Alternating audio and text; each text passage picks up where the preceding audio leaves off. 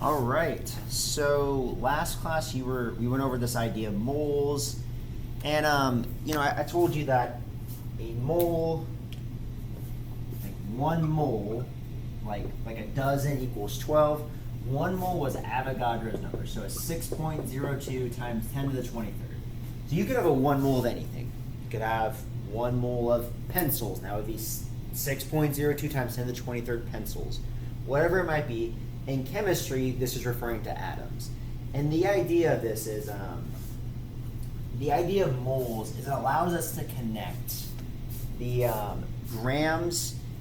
So if I write it up here, we had like, if I had grams, and let's say I wanted to find out, all right, I have this many grams of my sample, and I want to know how many atoms are in that many grams.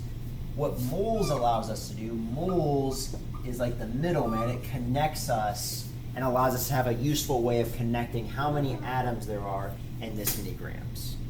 Because otherwise, if you're just using grams and atoms, you'd be dealing with like insanely large numbers all the time. Where if I want to go from grams to moles, you use molar mass. And we could go back the other direction. You could go moles to grams using molar mass. And then you go moles to atoms and atoms back to moles. That's when you use Avogadro's number, the 6.02 times 10 to the 23rd. All right, so that's what you were practicing with some of those problems last class. Now we're looking at something called formula mass. So it's basically, I was showing you how to find the moles and atoms and grams of like single individual elements, but in chemistry, things will exist as these compounds, as these like collection of atoms. And so what do you do when you have a collection of atoms? Well, this is where you're going to use the formula mass. So if you have the smallest unit of a compound, so for example, like H2O, the idea of the formula mass is you calculate, it's the sum of all the individual atomic masses. And we've done something like this in Unit 1, where like H2O, like there are 2 H's, where like each H is 2, each H is 1, and there are 2 H's, and there's 1 oxygen, where each oxygen weighs 16 grams. That's not a 10, it's 1 oxygen. And so you have 2 times 1 is 2, plus 16 is 18. That would be the mass of like that entire molecule.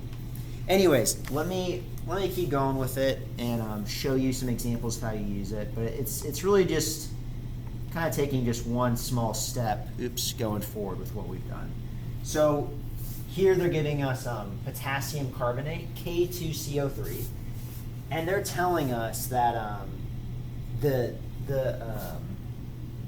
and they'll call it the gram formula mass. A lot of times we'll just shorten it to formula mass. Technically, when you say formula mass, you're talking about atomic mass units, AMU. Whereas if you're going to be referring to like going from grams to moles, like the equivalent of the molar mass, you say gram formula mass. Anyways, formula mass is usually how people kind of shorthand it. Not a huge deal one way or another, but here's what you do. We know that K2CO3, there are 2 potassiums, where each potassium has a mass of, let me get it here, 39, we can just round it to 39. And then we have 1C, right? If there's no subscript, you assume it's a 1, where each C weighs 12 grams. Okay, and then this 3 goes to the O, so there are 3 oxygens, where each oxygen is 16 grams. So you do 2 times 39, plus 1 times 12, plus 3 times 16, and then you do that, you should get 138.2. I think it'll end up being 138. The 0.2 comes from like how many, like do you use, so here actually they ended up using, they went 39.1 for potassium. You'll kind of have to use a little bit of common sense. There's technically significant figures you would use to know how many digits to use. We don't make a big deal about that in our class. Anyway, so use some common sense to see like that 138 be the same as 138.2. So that's this is the number we're going to use when we're trying to find how many moles we have of K2CO3.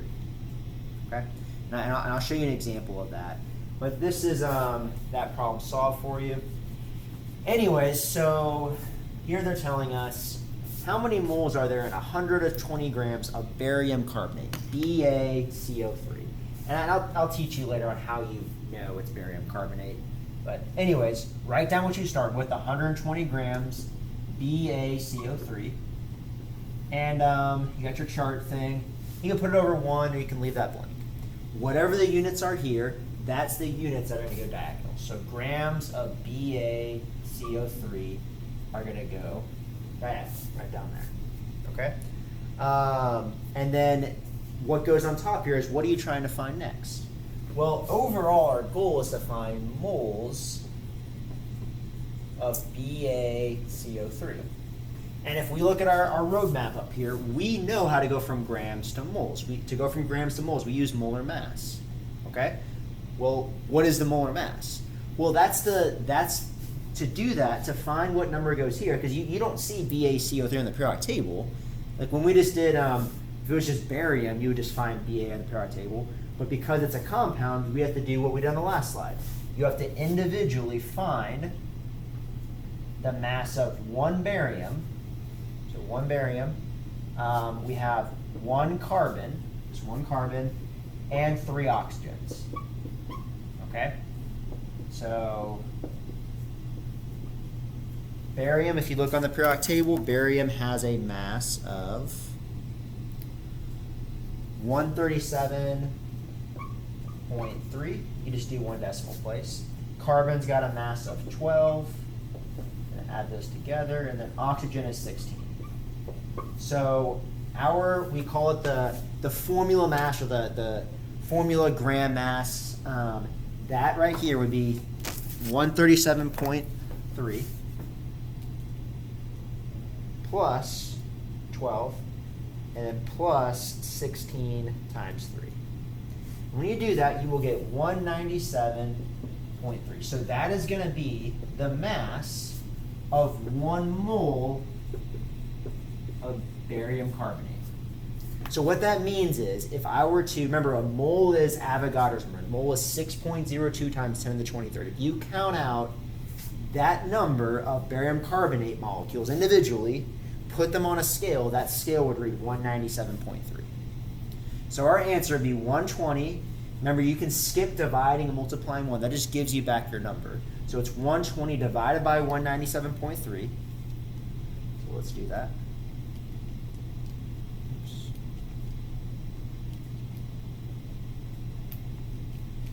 And you get 0.61.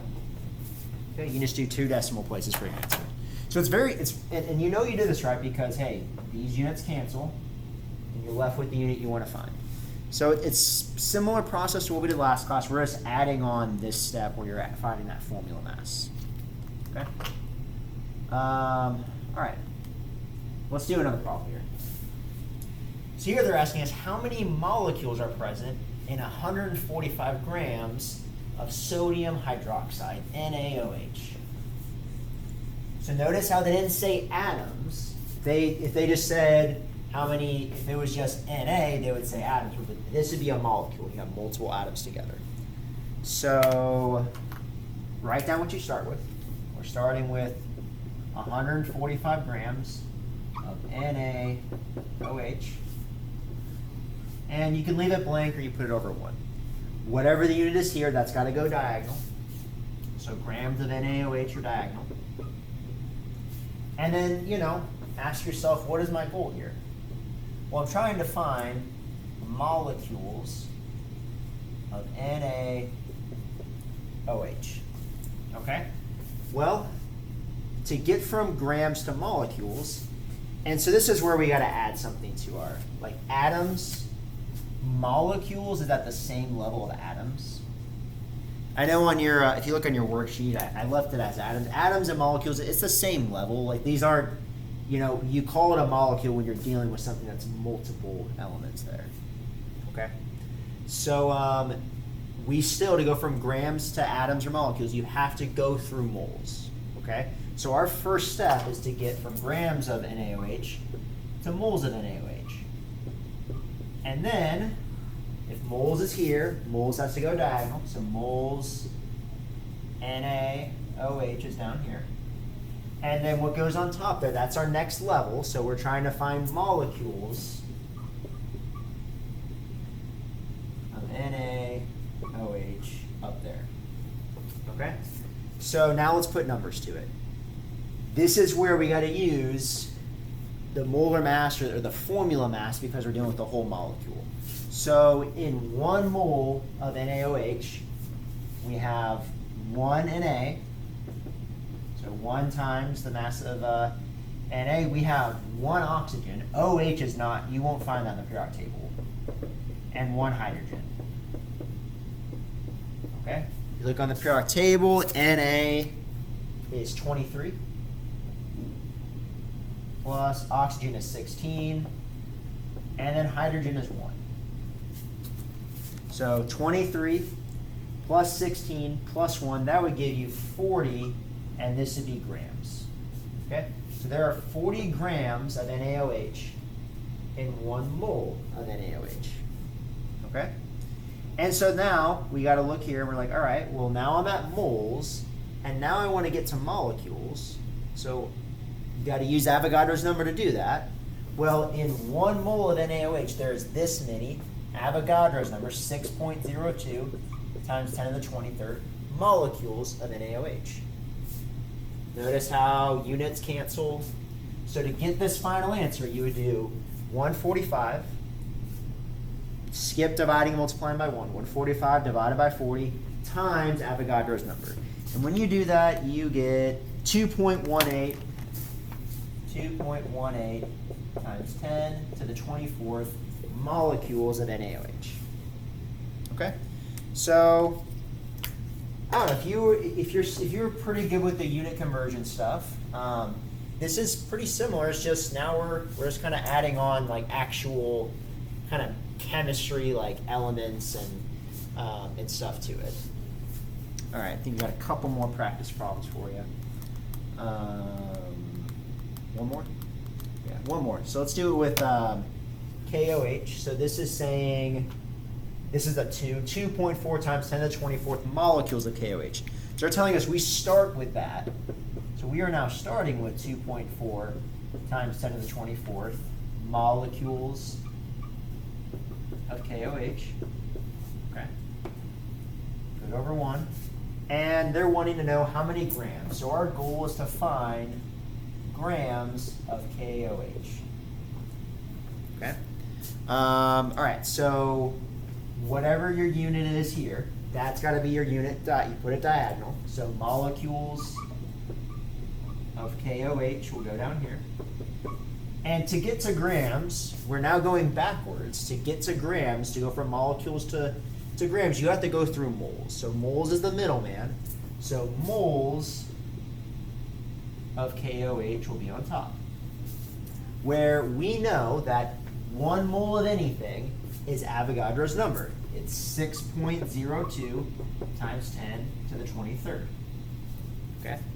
So now, the units we're in are moles of KOH. So moles of KOH is here. That's got to go diagonal. So moles of KOH. And then we're trying to find grams of KOH. So that's what's going to go on top. And how you go from moles of KOH to grams of KOH, you have to use the molar mass, or I'll add it in here, the formula mass, gram formula gram mass. It's similar idea. In a mole of something, how many grams are there? That's the idea. So in 1 mole of KOH, how many grams are there? Well, that's where we gotta, KOH is made of 1 potassium, 1 oxygen, and 1 hydrogen. Okay? So if you look at potassium on the periodic table, you see, I'll go 39.1. That's what I use for the answer key for this. But oxygen will be 16 grams, and then hydrogen's always going to be 1. So multiply those and add up. I know you don't really need to multiply by 1, but I don't know, just kind of getting in the habit of things. So 16 plus 39.1 plus 1 will give you 56.1, and that is grams. So that's what's going to go here. And really try to understand what that means. What that means is 1 mole of KOH is 56.1 grams. Meaning if I count out 6.02 times 10 to the 23rd individual KOH molecules, put them on a scale, that scale would read 56.1 grams. Okay? And then your answer would be 2.4 times 10 to the 24th divided by 6.02 times 10 to the 23rd. Now, when you put this in the calculator, you have to put parentheses around the numerator and parentheses around the denominator. Otherwise, the calculator does the order of operations wrong. So you divide by 2 numbers like that, they gotta have parentheses, okay? And then times 56.1. And when you do that, you will get 223.7 grams of KOH.